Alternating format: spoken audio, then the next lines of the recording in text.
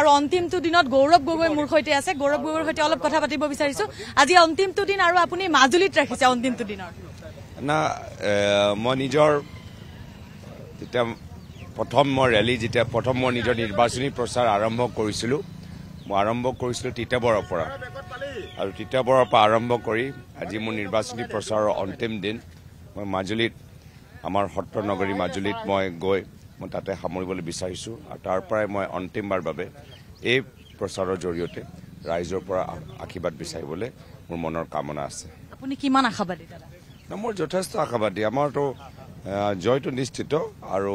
মই এই ক্ষেত্ৰত যে যোৰহাটবাসী ৰাইজে যি মৰম আমাক দিলে মই তাৰ বাবে যোৰহাটবাসী ৰাইজক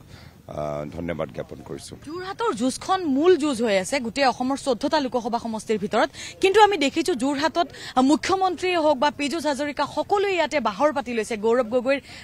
গগৈৰ বিৰুদ্ধে প্ৰতিদিনে ৰেলী প্ৰচাৰ কি কয় গৌৰৱ গগৈ মই বেলেগ দেখিছো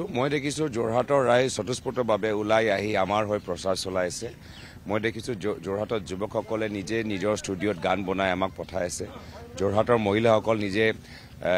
গোট বনাই আজি বিভিন্ন ঘৰে ঘৰে গৈ মানুহবোৰক কথাবোৰ জনাইছে আমাৰ যোৰহাটৰ বুদ্ধিজীৱীসকল ওলাই আহিছে তো মই সেইখিনিয়ে কথা বেছি মন দেখা পাইছো আৰু আমাৰ পৰাও আপোনালৈ অভিনন্দন থাকিলে আৰু আপুনি কেনে ধৰণে আজি সত্ৰনগৰীত শেষ কৰিব আপুনি কি আশা কৰিছে ইউথৰ তিতাবৰ আছে আৰু নাজিৰা আছে সমান্তৰালকৈ শিৱসাগৰ আছে গোটেইকেইটা বিজেপিৰ আসলতে মূল যুঁজ বুলি কোৱা হয় উজনি অসম তাতে গৌৰৱ গগৈয়ে যুদ্ধ কৰিব কেনে ধৰণে আপুনি গোটেই বিষয়টো চাইছে ডিলিমিটেশনৰ পিছত মাজুলীও আহিছে যোৰহাটত গোটেই বিষয়টো না মই এতিয়া যিদৰে এই নিৰ্বাচনী প্ৰচাৰত যুৱকসকল ওলাই আহি আজি প্ৰথমবাৰ বাবে ভোট দিবলৈ গৈছে মই তেওঁলোকক আহ্বান জনাইছো যে আমাৰ এজনো যুৱক ফাৰ্ষ্ট টাইম ভোটাৰ ভোট নিদিয়াকৈ নাথাকে লগে লগে আমাৰ বাগানৰ শ্ৰমিকসকল আজি তেওঁলোকে দেখিছে যে কেনেদৰে বিজেপি আহি তেওঁলোকৰ বাগানবোৰ কিনি বন্ধ কৰি ৰাখি থৈছে বাগানৰ শ্ৰমিকসকলকো কৈছো আপোনালোকে ওলাই আহক ভোট দিয়ক মহিলা হিতাধিকাৰীসকলে দেখা পাইছে যে ফৰ্ম বিলোৱা বাহিৰে বিজেপিয়ে তেওঁলোকৰ একাউণ্টত একো সোমোৱা নাই মাত্ৰ মিছা প্ৰতিশ্ৰুতি তেওঁলোকক দিছে